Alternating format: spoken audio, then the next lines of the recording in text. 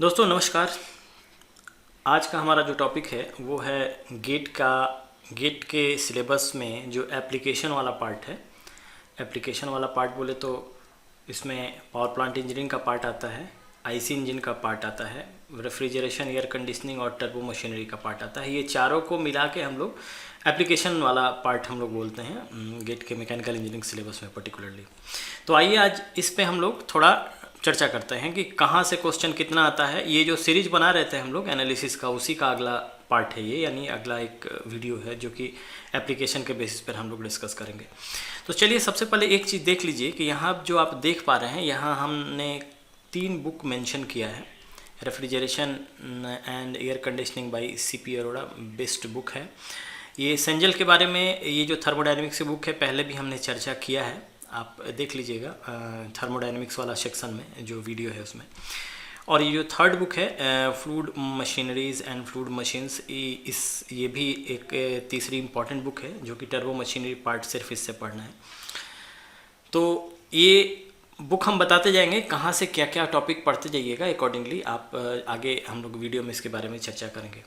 तो चलिए सबसे पहले हम लोग डिस्कस करते हैं पावर प्लांट इंजीनियरिंग के बारे में। देखिए इसमें गेट के सिलेबस, जो गेट का जो सिलेबस दिया हुआ है, ये जो वीडियो रिकॉर्डिंग कर रहे हैं 2021 में रिकॉर्ड कर रहे हैं हम, तो उस ईयर में जो भी सिलेबस मेंशन है वो आपका अकॉर्डिंगली ये वाला मेंशन है इसके अंदर सिलेबस आपका, यानी एयर एंड गैस कंप्रेसर हो गया, vapour and gas power cycle हो गया, concepts of refrigeration and reheating हो गया, ये इतना पार्ट है।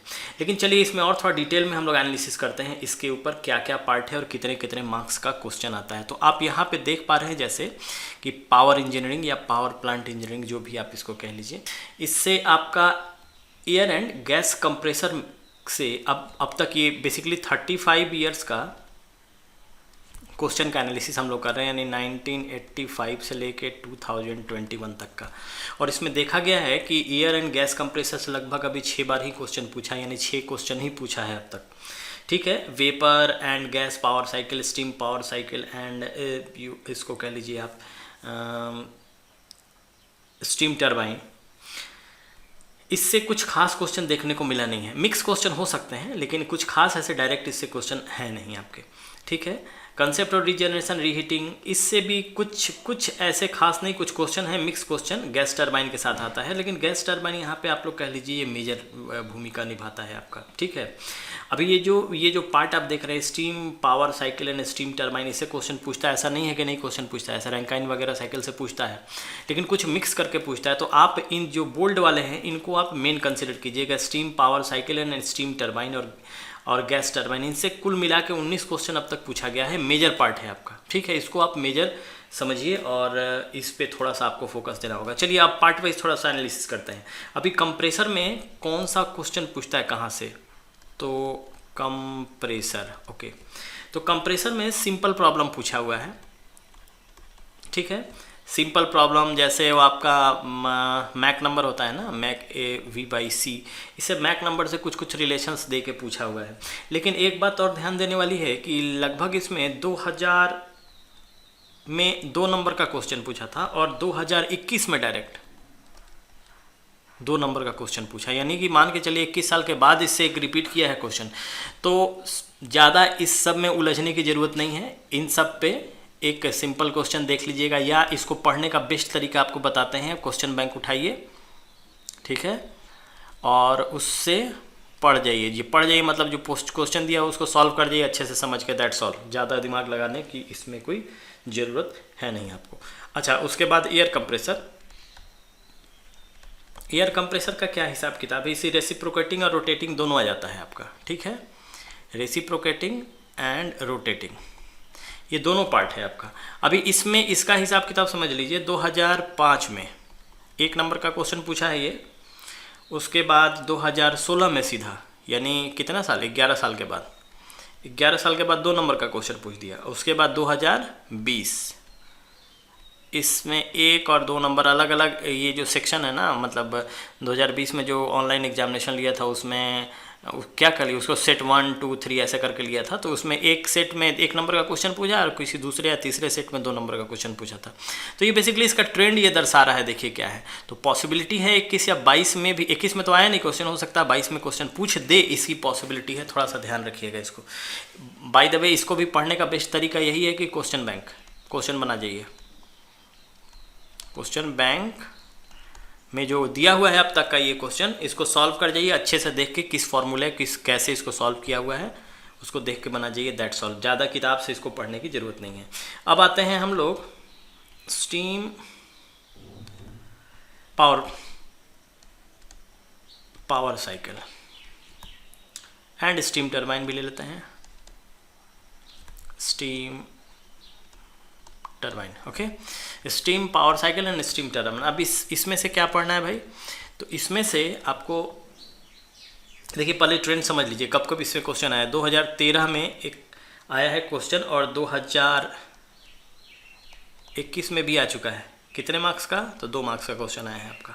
ठीक है, भावनाएं बनती हैं इनसे आने की। कौन कौन सा टॉपिक इंपॉर्टेंट है, तो फिर बोल रहे हैं इसका भी प्रैक्टिस आपका बस क्वेश्चन बैंक, ज़्यादा नहीं। क्या क्या टॉपिक पढ़िएगा, यानी आता क्या क्या है। अगर किताब से पढ़ना है तो ध्यान रखिएगा, मास फ्रैक्शन से आता है, sorry dryness fraction not mass fraction, एक सेकंड, ड्राइनेस फ्रैक्शन,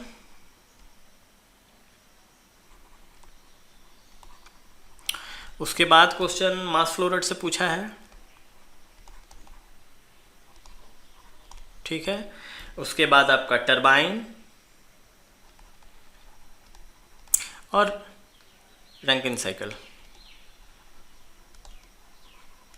ठीक है, अगर आप किताब से आपको इंटरेस्ट हो, पढ़ने का समय हो और अच्छे से आपका मन करे तो ये पढ़ सकते हैं, टॉपिक इंपॉर्टेंट है। अदरवाइज हमारा सजेशन तो यही है कि इससे आप बना डालिए, काम आप लोग का हो जाएगा। लास्ट जो टॉपिक बचता है इसका वो है आपका गैस टरबाइन का। ठीक है, गैस टरबाइन, अरे यार हैंड राइटिंग ही नहीं बनता है, पता नहीं क्यों इससे। एनीवे गैस टरबाइन से जो टॉपिक है वो है आपका ब्राइटन साइकिल। ठीक है, ब्राइटन साइकिल, इससे क्वेश्चन पढ़ लीजिएगा। क्या क्वेश्चन, तो न्यूमेरिकल सिर्फ। ठीक है, न्यूमेरिकल कर लीजिएगा। खास तौर से मेरे ख्याल से बुक से कंसेप्ट इसका पढ़ लीजिएगा। कंसेप्ट के लिए कोई भी स्टैंडर्ड बुक उठाइएगा, अदरवाइज ये बुक जो आप थर्मोडायनेमिक्स की देख रहे हैं, इससे आप आसानी से ये सारा टॉपिक इस बुक में मिल जाएगा, इसलिए घबराने की ज़रूरत नहीं। इसी बुक से ये पूरा का पूरा चीज़ पढ़ सकते हैं आप, मिल जाएगा सब अच्छे तरीके से। कंसेप्ट के लिए ये बुक पढ़ सकते हैं संजल की, और जो प्रॉब्लम है वो क्वेश्चन बैंक से आप इसकी प्रॉब्लम को न्यूमेरिकल बना सकते हैं। आपका न्यूमेरिकल क्वेश्चन बैंक गेट का उठा लीजिए, बना डालिए इसको। चलिए अब आगे बढ़ते हैं। तो आते हैं अभी हम लोग किस में, आईसी इंजन वाले पार्ट में। तो आईसी इंजन वाले पार्ट में क्या है भाई, तो आईसी इंजन का कहानी कुछ दूसरा है। देखिए यहाँ पे आप देख रहे हैं एयर स्टैंडर्ड ऑटो। पहले इसका सिलेबस देख लेते हैं, आइए यहाँ पे। तो कहाँ गया, हाँ आईसी इंजन में 2 ही टॉपिक मेंशन किया हुआ है, एयर स्टैंडर्ड यानी ऑटो साइकिल और डीजल एंड ड्यूल साइकिल के बारे में बात कर रहा है। हम लोग भी ज़्यादा कुछ बात नहीं कर रहे हैं, हम लोग भी इसके बारे में air standard auto diesel and dual cycle के बारे में बात करें। उसके बाद टेस्ट एंड परफॉर्मेंस और मिसलेनियस से 12। सबसे मेजर क्वेश्चन याद रखिएगा, सबसे इम्पॉर्टेंट है भैया आपका ऑटो, पेट्रोल साइकिल ऑटो जिसको कि आप लोग ऐसे हम लोग यूज़ करते हैं उसको, तो ऑटो आपको पढ़ना ही होगा। ठीक है, ड्यूल से भी आप करके जा सकते हैं 10 नंबर का, इसकी संभावना नहीं। अगर हमारी बात मानिए तो यहाँ से इस पर रिस्क मत लीजिएगा 12 नंबर पे, ये 2 को करके चल जाइए, एयर स्टैंड या ऑटो साइकिल और डीजल साइकिल और ड्यूल पे देख लीजिएगा, आप आसानी से क्वेश्चन को करके आ सकते हैं। फिर कौन सी बुक पढ़ें, तो इस थर्मोडायनेमिक्स की बुक में ही एक सेक्शन दिया हुआ है जिससे कि आप आसानी से पढ़ सकते हैं। ठीक है, एयर स्टैंडर्ड साइकिल के सेक्शन में आपको मिल जाएगा, इसमें एक चैप्टर में है, आराम से एक चैप्टर पढ़िए, मस्त रहिए। उसके बाद ज़्यादा टेंशन लेने की ज़रूरत नहीं है। अच्छा क्या क्या पढ़ना है भैया इससे, तो आपका मोस्टली जो क्वेश्चन है, मोस्टली क्वेश्चन आप जैसे आपका ऑटो साइकिल से आता है, ऑटो साइकिल। ठीक है, अरे भाई राइटिंग क्यों नहीं बनता है, समझ में नहीं आ रहा है यार इसका। ओके एनीवे, तो ऑटो साइकिल, ऑटो से आप न्यूमेरिकल बना सकते हैं। Numerical related to basically efficiency से पूछता है, इससे कितना इफिशियंसी है पूरा क्वेश्चन, मतलब मेजोरिटी 90% क्वेश्चन इस ऑटो से आपका आएगा तो इफिशियंसी ही पूछेगा। और डीजल साइकिल बताने की जरूरत नहीं है, इफिशियंसी से ही इसमें भी रहता है आपका, ठीक है। तो ये कर लीजिएगा सिंपल, बस यही किताब, इसके अलावा कुछ पढ़ना नहीं कंसेप्चुअल पार्ट के लिए। और रेस्ट ऑफ द क्वेश्चन आपको बनाना है तो इसका एग्जाम्पल देख सकते हैं आप, और बाकी का तो क्वेश्चन बैंक आपके पास है ही, उससे आप कर सकते हैं, ठीक है। अच्छा, एक और टॉपिक इसमें आता है कि analysis and injection of fuel and fuel emission करके है, जो कि टेस्टिंग और परफॉर्मेंस वाले पार्ट में आता है, ठीक है। हम इसमें ज़्यादा आपको इस टेस्टिंग और परफॉर्मेंस वाले में बस बोलेंगे कि अगर आपको पढ़ना है तो फिर क्वेश्चन बैंक के क्वेश्चन को देख लीजिए प्रैक्टिस के लिए, बस उतना। फॉर्मूलेशन कैसे, उसका फॉर्मूला है, किस तरीके से सॉल्व किया है, उसको आप समझ लीजिए, काफ़ी है। वैसे आपको ट्रेंड इसका बता दें तो ये वाला पोर्शन से तकरीबन 1999 में 2 नंबर का क्वेश्चन पूछा, फिर 2003 में पूछा है 1 नंबर का क्वेश्चन, 2016 में पूछा है 1, और 2017 में पूछा है 2 नंबर का। उसके बाद इधर इसका कोई ठिकाना नहीं है जी, अभी तक कुछ आया नहीं है, ठीक है। और ज़्यादातर ये रिलेटेड होता है क्वेश्चन किससे, तो इक्वेशन बेस्ड होता है, कुछ कुछ इक्वेशन दे देगा, उससे आपको बनाना पड़ेगा। देखिए हम अपना ओपिनियन बताते हैं, इससे कुल मिला के थोड़ा सा चीज़ें कॉम्प्लिकेटेड आती हैं इस पोर्शन से, इसलिए बजाय इस पे ज़्यादा फोकस करने, क्योंकि अब तक 12 ही क्वेश्चन आए जी 35 साल में, बजाय इस पे फोकस करने पे इस पर आप दीजिएगा तो आसानी से कितना नंबर आ जाए, 33 मार्क्स आपका पकड़ा जाएगा। नहीं, हर साल लगभग एक क्वेश्चन आता है ऐसे, अगर ट्रेंड समझिएगा तो इसका, बजाय इस पे जाने के जो कि अनप्रिडिक्टेबल नहीं है, इसलिए ज़्यादा इस पे दिमाग खपाने की आपको ज़रूरत नहीं है, ठीक है। आगे बढ़ते हैं हम लोग। तो RAC अच्छा है, refrigeration air conditioning. Refrigeration air conditioning में देखिए 4 टॉपिक दिया हुआ है, vapour and gas refrigeration and heat pump cycle, properties of moist air, psychrometric chart, basic psychrometric process, ठीक है। अभी आते हैं यहाँ पे, देखिए वेपर एंड गैस, कहाँ लिखा भाई, यहीं लिख देते हैं, चलिए। Vapour and gas refrigeration 19 number पूछा है, देखिए मेजर यहाँ पे कहा गया है, ये बहुत इंपॉर्टेंट है, बताएंगे क्या क्या पढ़ना है इसमें।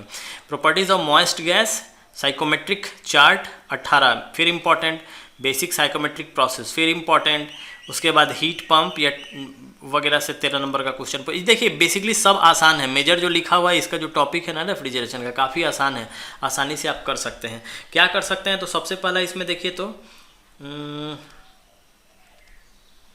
वेपर, जितना भी लिखना चाहते हैं हम हैंड राइटिंग को अच्छा करने के लिए, लिखाता ही नहीं है भाई, पता नहीं क्यों, इसमें क्या हो जा रहा है समझ में नहीं आता। ये डिजिटल जो पैड है ना, बड़ा मुश्किल होता है। खैर, तो वेपर रेफ्रिजरेशन वाले पार्ट से आपका vapour compression cycle, vapour compression